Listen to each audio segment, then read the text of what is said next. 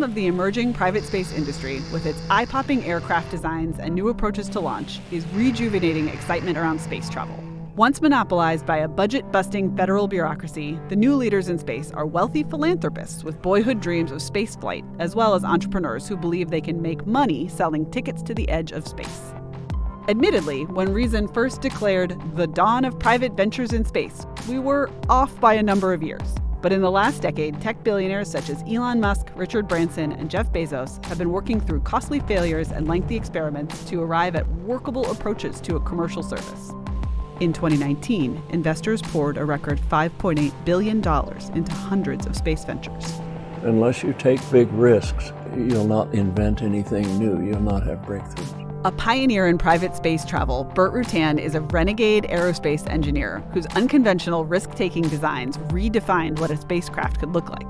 Rutan, who was the winner of Reason Foundation's 2019 Savas Prize for Privatization, designed Spaceship One, the first reusable manned craft to reach space not underwritten by the government. How many aircraft have you designed and built? Okay, I've designed 391 now. I've built and flight tested 49. 5 of Rutan's aircraft now hang in the National Air and Space Museum, including Voyager, the first aircraft to fly nonstop around the world, and Spaceship One. I remember watching that initial flight and also thinking, even as a layman, thinking that aircraft looks bonkers. The only thing that's done for beauty is the paint trim. Everything about Spaceship One, its shape that looks bonkers, there's a reason for that. The reason that it looks like a bullet is it's the very lightest structure that you can pressurize without having bending moments and stress concentrations and so on. You can't put big windows on it without taking big risks. So I put a lot of little windows on it and I double paned them. Everything about it, particularly its feathered reentry, is there for a reason to not only allow it to be done with a tiny budget for Paul Allen, but to make it possible, really. Allen, the Microsoft co-founder and private space enthusiast, partnered with Rutan, and their team went on to win the Ansari X Prize, becoming the first non-governmental organization to successfully launch a reusable manned spacecraft. You know, the government didn't develop an airliner. The government didn't run an airline business. But the government has always developed manned spacecraft and always flown them. You know, there's just was an assumption that since this is so horribly expensive that it has to be done by huge outlays in the taxpayer. When I said, I think I can do this, Paul Allen realized this was a huge risk. But he had the vision of saying, well, you know, Rutan's not asking for much money here. When you're worth $26 billion... not much money can still be quite a lot of money. $18 million isn't much. Sure.